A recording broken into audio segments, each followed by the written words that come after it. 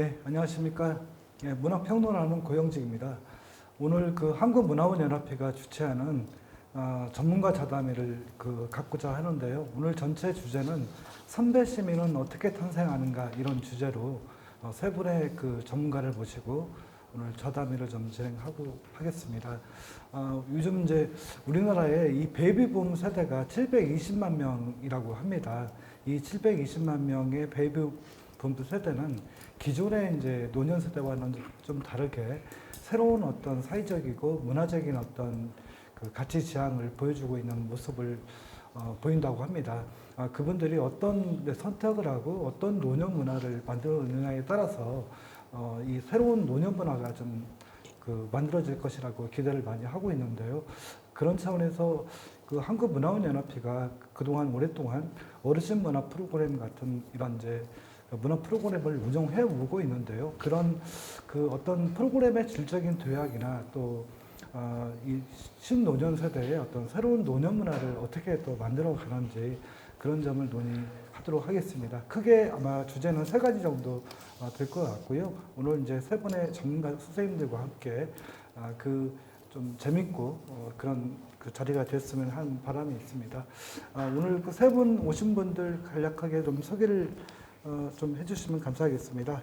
먼저 홍익대학교 공연예술대학원의 교수님으로 계시고 또 다양하게 이 예술교육가로서 아주 활동을 활발하게 하고 계시는 구민정 선생님 오셨습니다. 네, 안녕하세요. 홍익대학교 구민정이라고 합니다.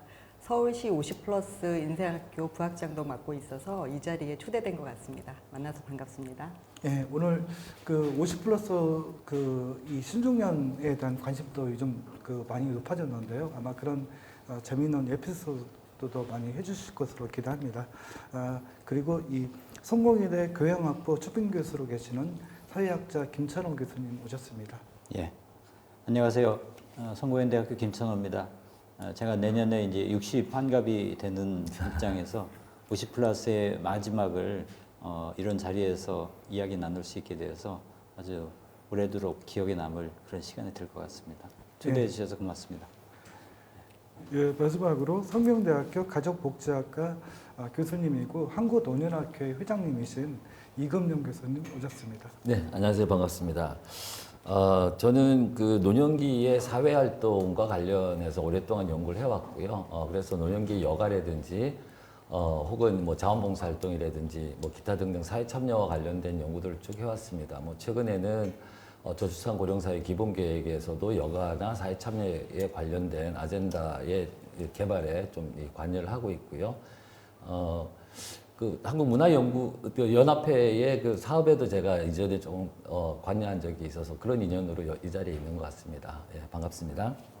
예, 특히 이금용 교수님은 그 어르신을 돌봄의 대상이 아니라 문화예술 활동을 통해서 어떻게 이제 활동의 주체로 좀 세울 것인지 이런 고민도 많이 하시고 또 연구도 많이 하신 것으로 알고 있습니다. 오늘 아마 그런 그 이야기를 좀 해주실 것으로 기대합니다. 그럼 오늘 전체 오늘 주제가 세 가지 정도, 네 가지 정도 될 것 같은데요. 크게는 신중년은 누구인가 이런 주제로 첫 번째 논의를 할 거고요. 두 번째는 요즘 이제 50+, 그 다음에 65세 이상의 신노년 대상의 이 문화 프로그램 좀 이대로 괜찮은가라고 하는 주제로 두 번째 좀 할 거고요. 그리고 이제 최근에 에이지즘이란 말 들어보셨죠? 상당히 이제 연령차별주의, 특히 이제 뭐 이런 나이 들면 혐오하고 이런 문화들이 많이 있는데요. 어떻게 이 연령차별주의를 넘어서 세대 간 대화와 교류를 할 것인지 이런 주제로 좀 얘기를 나눠볼까 합니다. 첫 번째 순서로 바로 들어갈 건데요. 첫 번째 저희가 이제 준비하면서 세 분 선생님께 한 5분 내지 7분 정도로 간략하게 미니 발제를 좀 해달라고 좀 부탁을 좀 미리 드렸습니다. 그래서 그 미니 발제를 듣고서 더 심화된 논의를 하고자 하는데요. 첫 번째 순서는 신노년은 누구인가 이런 주제로 먼저 이금용 교수님께서 미니 발제를 좀 해주시겠습니다. 네. 요즘 사실은 신노년이란 말은 사실 이전부터 많이 써왔던 얘기고요. 또 최근 들어서는 신중년이라는 말이 또 많이 뜨고 있습니다. 신노년이든 신중년이든 이것은 다 이제 학술적인 용어가 아니고 정책적인 용어이고요. 또 어떻게 보면 상당히 동일한 대상을 갖고 얘기를 하는 것 같습니다. 제가 이제 옛날에는 이 신노년, 신중년이 아니고 신노년이라는 얘기를 많이 했는데 베이비부머가 곧 이제 노년기에 접어들면 그들이 바로 이제 신노년이다라는 얘기를 많이 했었거든요. 근데 주로 이제 이 정부에서는요, 특히 이제 고용노동부에서는 고용과 관련해서 이런 뭐 신중년, 장년, 고령자 이런 어떤 용어들을 많이 쏟아내고 있습니다. 실질적으로 정책 안에서도 그런 어떤 용어들이 담겨져 있어요. 뭐 PPT에 잠깐 보시면은 이제 고용노동부의 고령자 고용 촉진 기본계획에 보시면 작년을 위한 고용 종합 대책이라든지 중장년 일자리 희망 센터라든지 뭐 이런 어떤 그 연령을 일컫는 그런 어떤 용어들이 이렇게 막 이른바 난무하고 있습니다. 그런데 이제 전통적으로는요, 우리가 그 50세에서 55세를 중고령자라고 얘기하고 있고, 55세 이상을 이제 고령자라고 얘기하고 있는데, 최근에는 이제 요거 다 폐지하고요, 장년이라는 이름으로 이제 또 바꾸기도 했습니다.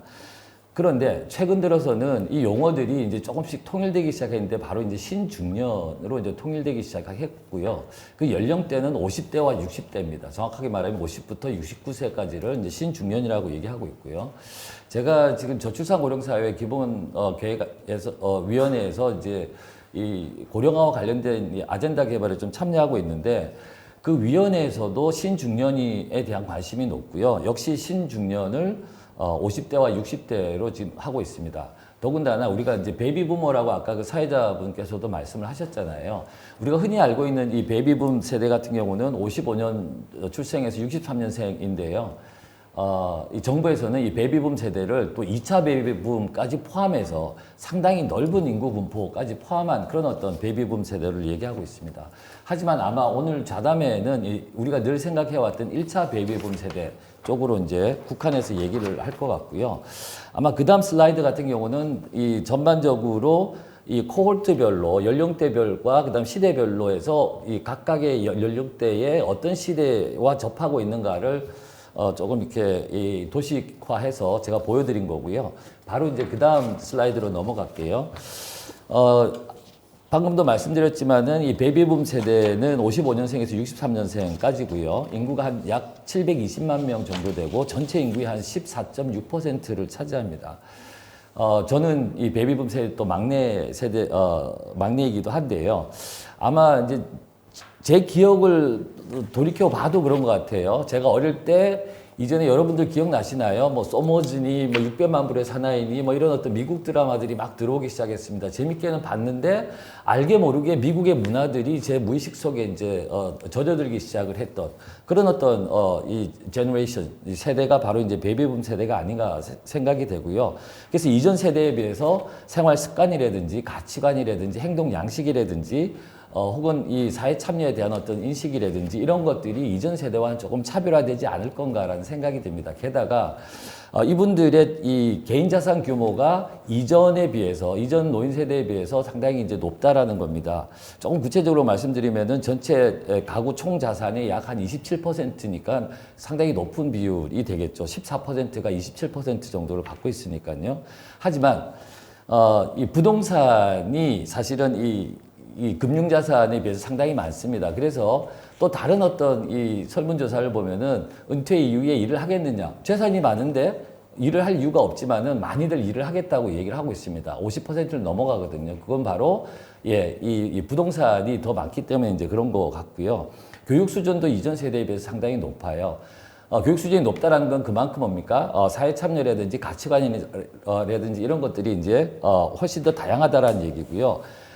역시나 이 문화 자본이나 여가 경력이 다른 세대에 비해서 훨씬 더 높기 때문에 이른바 이제 이 물질적인 욕구 이제 위에 이제 저기 슬라이드 위쪽에 보시면은 메슬로우의 인간의 5단계 잠깐 나와 있는데요. 생리적 욕구는 안전의 욕구와 같은 그런 어떤 물질적인 욕구보다는요. 소속감이라든지 자긍심이라든지 자아 실현을 추구하려는 그런 어떤 탈물질적인 욕구가 조금 더 많은 그런 어떤 세대가 아닐까. 그래서 이 여가에 관련된 이 욕구들이 이전 세대에 비해서 많을 거라고 생각이 되고요. 또 이게 특히 또 중요한 어떤 이 특징 중에 하나가요. 이 베이비붐 세대의 평균 자녀가 이제 1.92명입니다. 그래서 자녀의 양육기가 줄고 그다음 빈둥지 시기라고 있거든요. 마지막 자녀가 이제 출가해서 부부만 남는 그 시기. 그 시기가 이전 세대에 비해서 훨씬 더 길어져요. 그래서 앞으로는 이 부부가 함께 할 수 있는 그런 어떤 여가 활동이라든지 사회 참여 활동 이런 것들도 많이 기대를 해볼 수가 있겠습니다. 근데 여기에서 우리가 하나의 좀 이렇게 뭐라 그럴까요?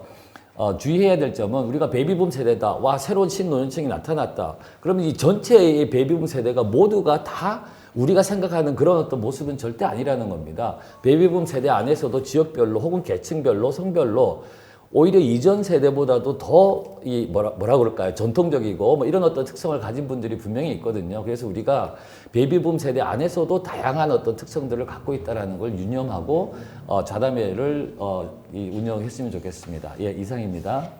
예, 예, 말씀 감사합니다. 이금용 교수님 발제를 들으면서 소머즈 얘기할 때 저도 살짝 뜨끔했습니다. 그래서 이제 2차 베이비 부모 세대에 속한다고 이제 말할 수 있는데요. 그런 그 프로그램이 있을 때마다 저희 집에 텔레비전이 없었는데 텔레비전이 있는 옆집에 가서 열심히 이렇게 들여다보고 했던 기억도 나고요. 또 인구 그래프에서 특히 이제 항아리에 해당되는 그 대목이 바로 이제 1차 베이비 부모, 2차 베이비 부모 세대를 이루는 것 같고요. 또 이제 그 지금의 어떤 특징들, 이제 자산이 많고 교육 수준이 높고 이런 점에 대한 특징을 잘 짚어주셨는데요. 이제 우리가 좀 경계해야 될 것은 그 신중년, 신노년 세대를 하나의 덩어리로 취급하지 말자라고 하는 그런 그 지적은 상당히 좀 중요한 지적이라고 생각이 듭니다. 그 김찬호 교수님 발제를 마저 듣고 더 저희가 또 세부 논의를 하도록 하겠습니다. 김찬호 교수님은 몇 년 전부터 선별시민이라고 하는 이 말에 대해서 상당히 이제 연구를 많이 하신 것으로 알고 있고요. 또 몇 년 전에 저하고도 이제 안양문화재단 일을 같이 하면서 선배 수업이라는 그런 강좌 기획을 운영한 적이 있는데요. 거기서 이제 선배 시민의 어떤 역할, 또 선배 시민에서 가장 중요한 개념이라고 할 수 있는 생성성이라고 하는 개념에 대해서 말씀하신 게 좀 인상적이었습니다. 김찬원 교수님 모시고 선배 시민의 생성성은 무엇인가 이런 주제로 발표를 좀 들어보도록 하겠습니다. 예, 제게 주어진 제목의 단어들이 상당히 낯설죠. 선배 시민은 뭐 대충 감을 잡을 수 있을 것 같은데 생성성은 도대체 이게 무슨 뜻인지 알기가 어렵습니다. 영어에서도 제너러티비티라는 말에서 나온 건데 영어에서도 별로 쓰지 않는 말이거든요. 에릭슨이라는 심리학자가 인간의 발달 단계를 얘기하면서 각 연령별로 도전의 과제가 있다 할 때 중년에서 생성성이냐 아니면 정체냐 이런 두 가지 개념을 대비시켰거든요. 그 핵심은 그 나이가 돼서는 아랫세대를 좀 배려하고 그들이 더 나은 삶을 살 수 있도록 뭔가 자신의 역량과 창의성을 발휘하는 이런 삶이 되어야 된다 하는 점에서 이 개념을 썼습니다. 전 오늘 제목을 생존에서 생성으로, 생성성 그러면 너무 또 학술적으로 느껴져서 생자가 들어가는 걸로 한번 붙여봤습니다. 우리는 그동안 생존에 엄청난 박차를 가했고 그 결과 놀라운 성장을 했습니다. 그런데 뭔가 우리 삶은 불안하고 미래가 불투명합니다. 우리 안에 생명을 일궈내는 그런 에너지를 어디서 찾을까? 나이가 들면서 더 그게 절실해질 텐데 특히 지금 베이비 부모 세대는 더 그러겠죠. 굉장히 긴 노년을 맞이해야 된다. 그건 다른 말로 해서 인생의 내리막길이라고 할 수 있을 텐데 상실의 시간이라고 할 수 있을 거고요. 그걸 어떻게 통과할 것인가. 윗세대만 하더라도 그게 짧았고 또 앞세대의 경험을 그대로 반복하는 충분했는데 이제 그럴 수가 없는 상황에서 우리 스스로 그 시간들을 메꿔 가야 됩니다. 여기서 중요한 것은 나만을 위해서가 아니라 내가 살아온 많은 세월들이 누군가에게 그 소중한 경험이 될 수 있다면 또 선물이 될 수 있다면 그것이 가장 큰 보람이 아닐까. 전통사회에서는 그것이 자연스럽게 됐습니다. 권위도 있었고요. 근데 지금 같은 빠른 변화 속에서는 윗세대의 경험이 거의 아랫세대한테 전수가 되지 않고 별로 관심의 대상도 되지 않는 것 같습니다.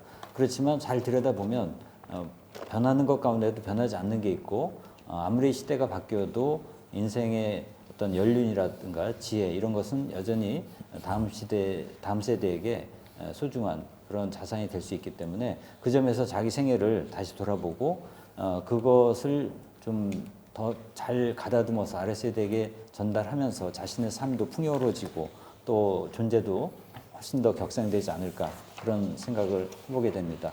자, 그럼 여기서 우리가 몇 가지 질문을 던져볼 수 있습니다. 선배라고 하면 후배라는 개념이 같이 따라오는데 선배 후배는 상당히 고루한 개념이거든요. 학교 다닐 때 그냥 연령별로 위아래 서열 나누는 그런 식인데 나이 들어서까지 이걸 계속 유지해야 되냐 그런 건 아니겠죠. 그냥 나이가 많다는 이유가 아니라 뭔가 내가 그동안 경험하고 이룩한 그런 것이 아랫세대에게 어떤 관심의 대상이 되고 줄 수 있는 그런 컨텐츠가 될 때 그때 선배일 거다. 나이가 중요한 건 아닐 수도 있겠다 하는 생각이 듭니다. 다만 선배로서 자신의 어떤 존재를 새롭게 발견하고 책임을 지는 그런 자세, 그것이 너무 의무감이 아니라 즐거움으로 이렇게 경험이 되면 좋겠다는 생각이 듭니다. 자, 그렇다면 무엇을 나눠줄 것인가? 몇 가지 떠올려 보면 경험이 있을 수 있습니다. 여러 가지 다양한 그런 자신의 삶의 경험이요. 그다음에 그 과정에서 의식적이든 무의식적이든 쌓여온 지식이 있습니다. 이것도 아무리 지금 정보화가 됐다 할지라도 다 그 안에 정리가 되어 있지 않거든요. 암묵지로서 우리 안에 이렇게 그 사람의 그냥 말을 걸지 않으면 나오지 않는 그런 지식도 굉장히 많죠. 이런 것을 사회화하는 것도 무척 중요할 거다.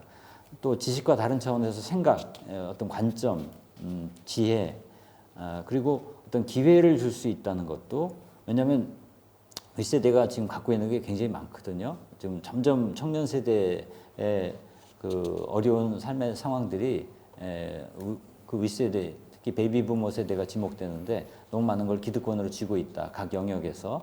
그래서 볼 때 그런 기회들을 좀 내놔야 되지 않냐. 또 구체적으로 재원도 좀 같이 모아야 되고 또 그동안 쌓아온 인맥과 네트워크 이것도 아랫세대에게 나눠줄 수 있는 것이 돼야 된다. 이 나눠준단 말이 너무 시혜적으로 들려서 딱 좋은 말인지 모르겠습니다만 자 그러면 어떻게 이걸 할 것인가 뭐 멘토링이 있을 수 있고요. 가장 일반적으로 또는 함께 공부 모임을 꾸려가면서 서로에게 배우는 그런 자리도 좋을 것 같습니다. 아니면 뭐 동아리 활동 같이 함께 뭔가 움직이면서 뭔가를 만들어가면서 경험도 나누고 배우는 그런 것도 가능하겠죠. 뭐 사례로는 뭐 미국에서 여러 그 기성세대들이 모여서 한 뭐 100만 명 이상의 젊은 세대들에게 전혀 다른 그런 학습의 기회와 진로 이런 것들을 마련해 주는 제너레이션 투 제너레이션 이런 게 있고 이건 제가 남경화 서울 50+ 재단 그 국장님이 쓰신 글에서 이제 보게 된 사례들입니다만 터무니없는 집도 서울에서 그 사회적 경제로서 청년들한테 주거를 어느 정도 좀 더 쉽게 확보할 수 있도록 윗세대가 돈들을 좀 마련해서 지원해 준 이런 게 있고 50+ 인턴십 같은 경우에도 그래도 여러 직장과 직업을 거치면서 쌓아온 경험들을 젊은이들이 좀 누릴 수 있도록 구체적으로 이렇게 네트워크를 맺어서 인턴십하는 이런 것도 시도되고 있습니다. 이런 추이들을 잘 살펴보고 우리가 배울 수 있는 게 많이 있지 않을까 싶습니다.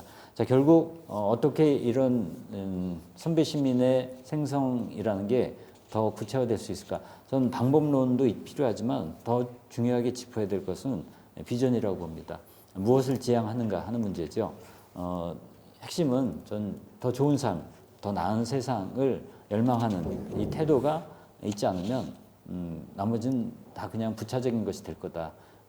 그 핵심 초점을 맞추면서 만날 때 이것이 좀 충실하게 이루어질 거라고 생각하고요. 그리고 이게 그냥 내가 있으니까 뭐 주지 이게 아니라 이게 무엇보다도 자기를 위한 돌봄이다 하는 생각이 듭니다. 그럼 이렇게 자신의 경험을 재해석하고 전달하면서 자신의 삶의 생기를 불러일으키고 몰랐던 또는 묻어두었던 잠재력을 일깨우는 그런 훈련도 될 것 같습니다. 그러면서 동시에 아직 현실화되지 않은 많은 우리의 바람들을 보이지 않는 것들을 상상하면서 경험을 창조한다면 이것이야말로 이전까지 없었던 세대 간의 엄청난 그 교류의 장이 되지 않을까 싶습니다. 그건 결국 배움을 전제로 합니다. 평생학습 시대인데 이것은 그동안 우리가 제도권에서 받은 교육과 전혀 다르게 정말 학습하는 거고 이건 함께 배우는 것. 그 점에서 교학 상장이다. 성장하면서 배우면서 이렇게 파트너십을 맺어가는 속에서 우리 인생은 나이가 들면서도 오히려 더 원숙해지고 반짝일 수 있지 않을까 하는 생각이 듭니다. 우리가 고민해봐야 될 생성의 지점이 이런 정도의 논점과 관련될 거라고 생각이 들어서 말씀을 드렸습니다. 이상입니다. 예, 감사합니다. 그 생존에서 그 생성으로 아주 그 간략하게 그 어떤 선생님의 어떤 요지를 그 제시해 주신 것 같은데요.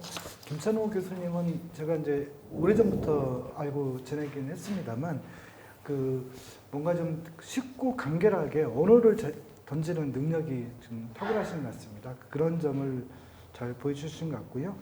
특히 이제 50플러스뿐만 아니라 신준 노년 세대가 어떤 그 일방적으로 가르치려고 하는 태도가 아니라 그러니까 더 좋은 삶을 추구하고 더 나은 사회를 좀 지향하는 관점에서 좀 평생학습 또 교학상정의 이런 마음의 태도 같은 게 중요하다는 말씀을 해주신 것 같습니다.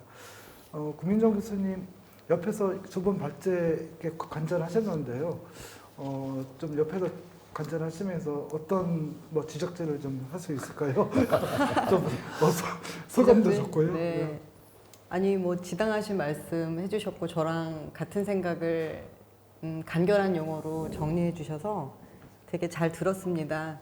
실제로 그 50플러스를 신중년, 신노년 이렇게 하나로 뭉뚱그려서 얘기할 수 없다는 것은 실제로 그분들을 만나면서 더 많이 느꼈어요. 그래서 저의 발제 내용에도 그분들은 상당히 층위가 다양하다 이런 얘기가 들어있는데 그 말씀 잘 들었고요. 그리고 어떤 생존에서 생성, 그 50플러스 내지는 신중년들의 문화가 선배로서 여기서 이제 선배라고 하는 것은 나이를 의미하지 않는다. 이거 전적으로 동의하고요. 나이가 많다고 해서 선배는 아니죠. 그리고 특히 시민이라는 말이 붙었을 때 시민적 삶을 모범적으로 잘 살아주지 않는다면 아무리 나이가 많아도 선배라고 말할 수 없겠다. 그래서 선배 시민이라는 말을 할 때는 정말 뭐랄까 젊은 세대, 어린 세대들에게 이런 희망을 보여주고 삶의 그 멋짐을 보여줄 수 있어야 선배라고 말할 수 있겠다 이런 생각을 하면서 잘 들었습니다. 뭐 인생학교에서도 지금 우리 김찬현 선생님 말씀하신 것처럼 그 배움, 그 다음에 전혀 다른 배움의 형식 이런 것을 통해서 그걸 조금은 실천하고 있다는 생각이 들었습니다. 네. 아까 김찬호 교수님이 이제 소개해 주신 그 터무니있는 집 같은 경우는 김수동 선생님이 이제 그 몇 년째 하고 계시는데 예전에 저도 이제 50플러스 그 서부 캠퍼스에서 구민정 부학장님과 함께 이제 그 지도교수로 활동하면서 잠깐 그 강연을 들었는데요. 되게 인상적이었어요. 어떤 내용이냐면 이분이 나이가 들어서 같이 이 공동주택을 하시는 경우가 원래부터 알던 사람보다는 전혀 몰랐던 사람들하고 알아가면서 이렇게 공동주택을 사는 경우가 더 많대요. 그런 이야기는 아마 김찬호 교수님이 말씀해 주신 이 서로 좀 배워나가는 서로 상호학습 같은 게 그런 영향을 미치지 않았나 싶고요. 우리 이금용 교수님은 또 김찬호 교수님 발제를 들으면서 어떻게 생각하셨는지, 또 김찬우 교수님은 이금준 교수님 발제를 들으면서 어떤 생각을 하셨는지 좀 상호 지적질을 좀 해주시면 감사하겠습니다. 이금준 교수님 부탁드립니다. 예, 뭐 여기서 뭐 개인정보 까는 거는 좀 그런데요. 김찬호 교수님이 사실 제 그 대학교 학부 바로 직속 선배님이세요. 그리고 학교 다닐 때도 뭐 저기 김 교수님은 잘 기억은 안 나시겠지만 저는 뭐 생생하게 뭐 기억나는 일이 조금 있어요. 예. 그래서 이제 함부로 제가 뭐 말씀드릴 어떤 상황은 아니지만 어차피 지금 판을 깔아놨으니까. 예. 근데 사실은 그 이 보건복지부의 그 사업 중에 하나가 이제 선배심의 그 사업이 있는데요. 이게 이제 자원봉사 활동입니다. 그래서 아마 지금 그 김찬호 교수님께서 이렇게 강의하시는 그 사업하고는 좀 다른 어떤 맥락에서 진행이 되고 있고요. 그래서 이 전국에 있는 노인복지관이 선배시민 자원봉사단을 거의 이제 많이 참여를 하시고, 선배시민으로서의 어떤 이 뭐라 그럴까, 프라이드와 책임감과 뭐 이런 것들을 가지고 이제 하고 계신 걸로 알고 있습니다. 근데 제가 여기서 잠깐 이제 용어적인 측면만 조금 말씀을 드리면요. 나중에 뒤에 이제 에이지즘에 관련된 얘기도 나올 건 같은데요.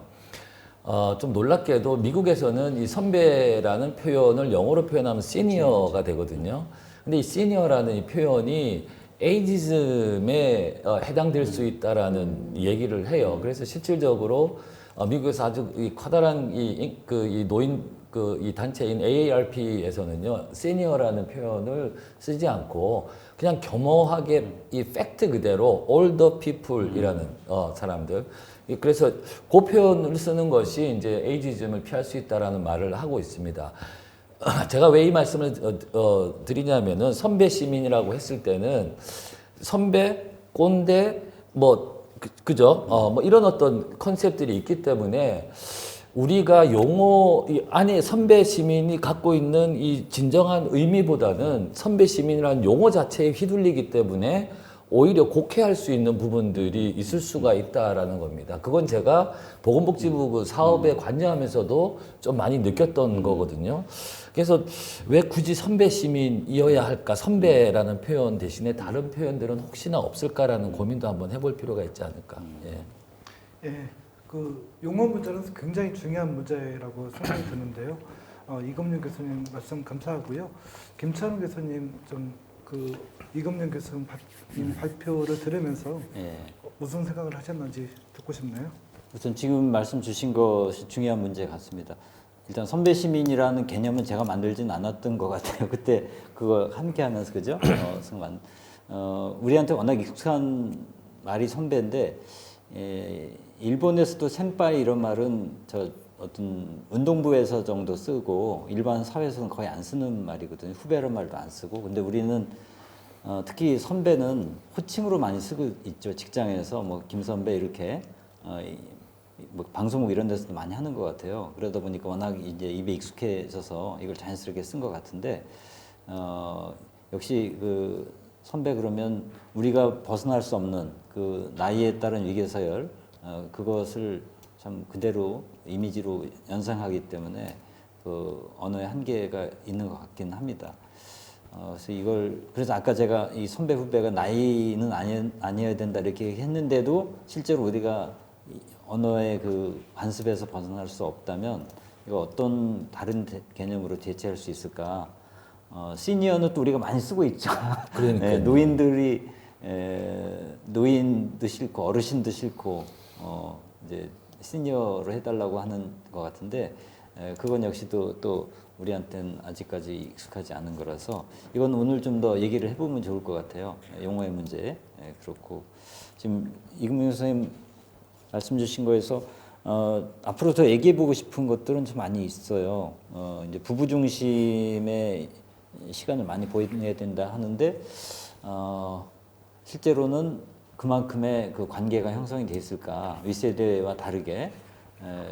윗세대는 어쨌든 뭐 그 자녀와 함께 보내거나 아니면 함께 보낸 시간이 짧았거나 그랬을 텐데, 이게 정말 한 30년 이상 함께 산다고 할 때 우리 주변에서도 보면 도저히가 아니다 해서, 특히 여성 입장에서는 그걸 견디지 못한다 이런 얘기도 많이 나오고 그래서 뭐 조론도 그 중에 하나로 나타나고 합니다만 그런 얘기 좀 해보면 좋을 것 같고 또 하나가 뭐 흔히 나오는 얘기가 부모를 모신 마지막 세대고 자녀한테 봉양받지 못한 첫 세대라는 이런 얘기도 있는데 실제로 저희 누나를 보면 지금 자녀한테 뭐 대접받기는커녕 집 마련하는데 보태줘야 되죠. 아이 키우는데 말달려야 되지. 완전히 뭐 60 넘어가고 중노동에 시달리고 있거든요. 옆에서 봐주기 어려울 정도로. 전 아직 손주가 없어서 이런 것도 이 세대한테는 굉장히 큰 짐으로 앞으로 지금 다가올 것 같은데 이것도 함께 오늘 좀 얘기했으면 좋겠다는 생각이 듭니다.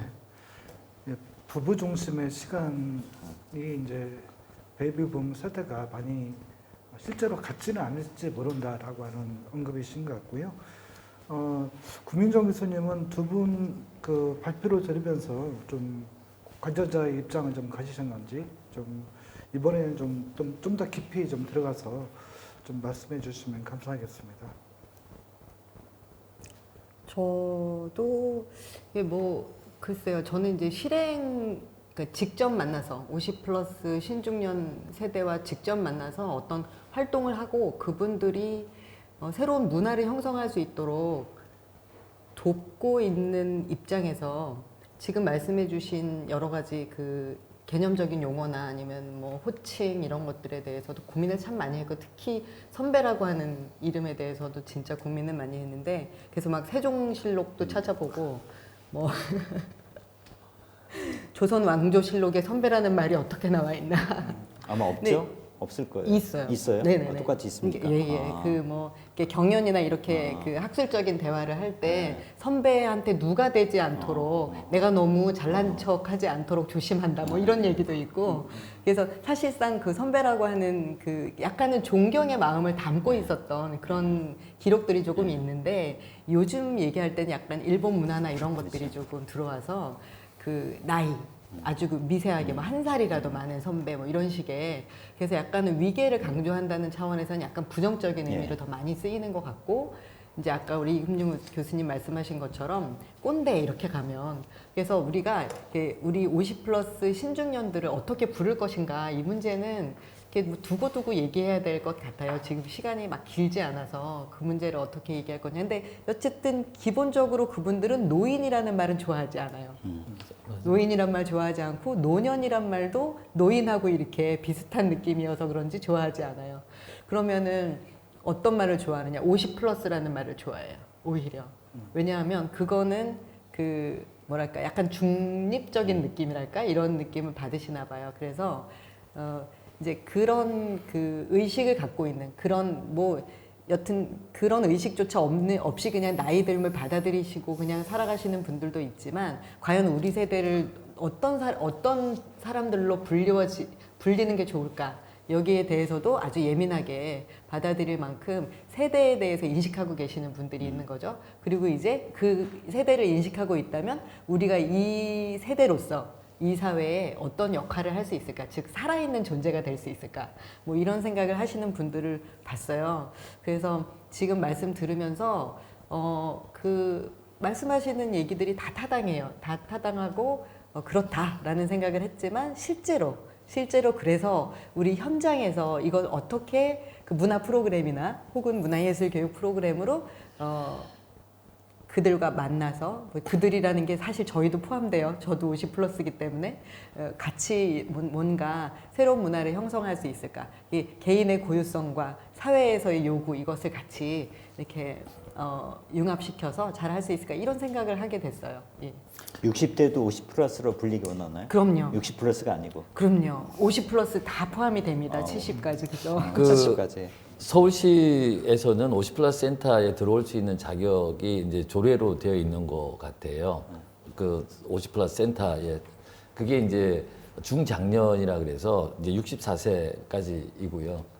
근데 이제 문제는 63세쯤에 들어오셨다가 너무 프로그램이 좋아서 65세가 돼버렸네. 근데 쫓아내는 상황에서 그러지 말라고 막 이렇게 조금 티격태격하는 그런 모습들도 초기에 조금 있었다 그러고요. 제가 용어에 대해서 잠깐만 한마디만 더 하면 지금 서울시 같은 경우는 노인과 관련된 이 부서에 전부 다 어르신이라는 표현을 다 붙여요. 맞아요. 그리고 우리 그죠? 그 연합회도 저기 어르신 문화 뭐 프로그램 있잖아요. 근데 어르신이라는 말이 얼마나 비대칭적인 용어인지 아시죠? 그러니까 노인이라고 표현을 하게 되면 기분은 좀 나쁘지만 누구나가 다 얘기할 수 있고 그 당사자도 노인이라고 얘기할 수 있는데요. 이 어르신이라는 건 비대칭이에요. 부르는 사람은 존경의 의미지만 나는 나를 뭐라고 부를까요? 제가 한번 해볼게요. 자, 내가 어르신에 대해서 말이지 웃기잖아요. 그러니까 이 당사자가 그 용어를 쓰기에는 상당히 민망한 상황이 되는 거예요. 그래서 과연 이게 옳은 건가? 우리 사회는 그럼 어르신을 우러러보기만 해야 되는 사회인가?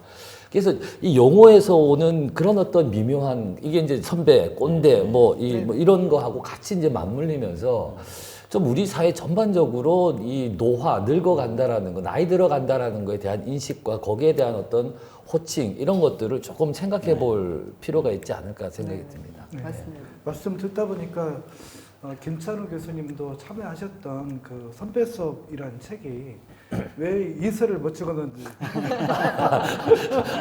죄송합니다. 이 후배가 선배 이게 딴지를 걸었네요. 선배 시민에 대해서 죄송합니다. 알 수 있을 것 같습니다. 그게 일세 천번을 찍었는데 아직도 못 팔았다고 해요. 아마 지금 이제 이금영 교수님이나 구민정 교수님이 말씀해주신 그런 이제 그 어떤 맥락, 사회적 맥락이 있었던 것 같고요. 또 이 용어 문제는 진짜 중요한 것 같아요. 어떻게 이 언어를 바로 이제 공자도 이제 언어를 바로 세우는 것, 정명이 중요하다고 얘기를 합니다만 언어를 좀 50 플러스 저도 이 50 플러스란 말도 이게 이제 객관적일 수는 있지만 이게 지금의 어떤 50대 이상의 그 세대를 정확하게 표현한 말이라고는 저는 생각하지 않거든요. 또 이 용어들을 어떻게 만들어내느냐가 어쩌면 그 나이듦의 문제를 좀 성찰하고 또 나이듦의 문화를 이렇게 만들어가는데 중요하다고 이런 생각이 더 굳어지는 것 같습니다. 정책사업 용어로 어르신이란 말은 쓰지만 이금영 교수님이 말씀해 주신 것처럼 이게 이제 호칭의 어떤 비대칭성 같은 게 너무나 이제 강하기 때문에 이렇게 널리 이렇게 저도 이렇게 쓰면서도 별로 내키지 않는 면이 있는데요. 여하튼 이런 그 나이듦의 어떤 그 둘러싼 논의들이 좀 있었고요. 문제들이 좀 확인되는 것 같습니다. 그러면 저희가 이제 첫 번째 주제인 이 신노년은 누구인가라는 주제에서 좀 저희가 시간이 쫓기다 보니까 그렇게 뭐 충분한 논의를 하지 못해서요. 이금용 교수님부터 좀 앞으로 우리가 더 고민하고 논의해야 될 부분에 대해서 좀 짚어주시면 더 감사하겠습니다. 예, 오늘 이 자담회가 상당히 부담이 되는데요. 기본적인 시나리오 없이 그냥 질문이 훅훅 들어와가지고 제가 어떤 질문을 해야 될지 그러니까 제가 후배가 선배 욕을 하고 있잖아요. 딴지를 걸고 있잖아요. 예, 얼마나 써먹을 게 없었으면 예. 정식으로 사과드립니다. 네. 그리고 이제 앞으로 사회자님께서 말씀하신 고선생님께서 말씀하신 게 이제 질문이 앞으로 어떤 논의가 더 필요한가에 대한 그렇죠. 질문이십니까? 글쎄요 지금 이 자체가 이 2021 어르신 문화 프로그램 좌담회 추진 계획 요 상황에서 지금 이루어지는 상황이잖아요. 그래서 아마 신노년과 문화라는 어떤 컨셉에서 이제 얘기가 돼야 될 것 같고요. 그러면 이제 문화라는 어떤 개념 테두리 안에서 신노년의 삶의 질이 어떤 식으로 나아가야 될 것인가에 대한 어떤 얘기들이 아마 이제 구 교수님께서 아마 좀 그 다음에 또 구체적으로 말씀을 해주실 것 같은데 이제 그런 얘기 쪽으로 가야 되지 않을까라는 생각이 들고요. 예, 제 생각은 그렇습니다. 네, 김찬우 교수님 우문 현답을 바라겠습니다. 아까 이금용 선생님 말씀해주신 베이비부머 세대 안에 여러 하위 범주들이 있는데 정말 이건 정밀하게 우리가 짚어내지 않으면 헛다리 짚을 수 있겠다. 그러니까 흔히 몇몇 그냥 과잉대표되는 그런 부류들이 많이 이렇게 부각이 되는데 거기에 이렇게 예를 들어서 대학 학번도 그렇잖아요. 학번을 쓸 수 없는 베이비부머 세대도 굉장히 많거든요. 그런데 우리는 어느 때부터인가 학번으로 다 그냥 서로를 규정하고 정체성을 삼는데 이런 거 포함해서 여러 가지 특히 계층의 차이는 굉장히 클 것 같고요. 또 하나는 좀 이거 많이 짚어봐야 될 것 같은데 베이비부머 세대는 스스로를 어떻게 의식하고 있는가, 다른 세대에 비해서 무엇이 다르고 달라야 된다고 생각하고 있고 자부심을 갖고 있는지 아니면 피해 의식을 갖고 있는지 뭐 등등 약간 다 섞여 있는 것 같기도 해요. 그리고 이제 또 젊은 세대는 이 세대를 어떻게 바라보고 있는지 윗세대가 베이비부머 어떻게 바라보는지 별로 중요하지 않을 것 같아요. 그건 뭐 네, 아랫세대가 베이비부머 세대를 바라보는 그런 시선 이런 것이 어떻게 될까? 한 가족 안에서 부모 자녀 사이의 관계도 있을 테지만 사회 전체적으로 이렇게 좀 자리매김되는 그런 방식들 이런 것도 한번 얘기해 보면 재밌겠다는 생각이 들었습니다. 네, 구민정 교수님 부탁드립니다. 네. 그리고 얘기가 시간이 제약이 있어서 충분히 이루어지긴 어려울 것 같은데요. 지금 이제 말씀해주신 김찬호 교수님 말씀해주신 대로 나이 들미라는 것을 본인들이 어떻게 인식하고 있는가, 그리고 어떻게 인식하기를 바라는가, 이게 굉장히 중요한 것 같아요. 그것이 이제 아랫세대들이 그 베이비부머 세대 신중년들을 바라보는 시선하고도 관계가 있는 것 같거든요. 그러니까 자부심이 있는 노년을 어떤 아랫세대가 혐오하겠습니까? 그런 차원에서 얘기가 좀 더 돼야 되지 않을까 그런 생각을 했습니다. 네. 네, 제가 뭐 김철원 교수님도 이제 필진으로 참여하시고 계시는데요. 경향신문에 이제 인생 플러스라는 코너에 칼럼을 쓰면서 얼마 전에 이제 우리 사이에서 좀 안티 에이징의 문화가 너무 많은 게 아니냐. 나이 듦에 저항하고 그래서 뭐 얼굴을 뭘 발라야 얼굴이 더 젊어 보이고 뭘 먹어야 더 좋은 건지 이런 그 안티 에이징의 문화가 아니라 좀 나이 듦을 향해서 가는 일본 그 향노학이라는 게 있지 않습니까? 나이 듦을 향해서 가는 그런 이제 그 어떤 얘기를 간략하게 쓴 바 있는데요. 상당히 그 여러 사람들한테 제 피드백을 받았어요. 좀 나이 듦을 향해서 가는 그래서 그 향노이기도 하지만 향기 양자를 써서 좀 그 향기라는 노년 구민정 교수님이 말씀해 주신 것처럼 자부심 있는 노년으로 좀 전환할 필요가 있다. 이런 논의는 좀 앞으로 더 돼야 될 것 같고요. 이 과정에서 가장 중요한 게 역시 이 용어 문제가 정리가 되지 않으니까 모든 게 좀 뭐 혼란스러운 게 좀 있어요. 이 용어 문제가 하루아침에 깔끔하게 정리되는 건 아니겠습니다만 좀 우리 사이에서 이런 뭐 자담이라든가 뭐 문화 프로그램이라든가 다양한 논의를 통해서 좀 정리될 필요가 있다고 생각이 들고요.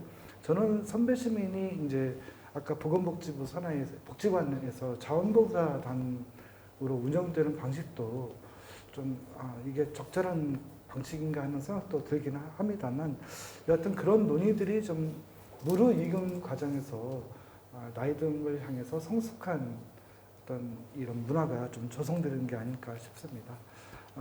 저희가 그 원래 한 아이템당 30분 정도 이렇게 생각을 했는데요. 시간이 벌써 훅 지나가서 좀 더 깊이 그 나중에 마저 다 다루지 못한 의제들은 두 번째, 세 번째 의제에서 다 연계되는 문제라고 생각이 되니까요. 그때 또 말씀해 주시면 감사하겠습니다. 그럼 첫 번째 논의, 신노년은 누구인가 이렇게 또 마무리하겠습니다.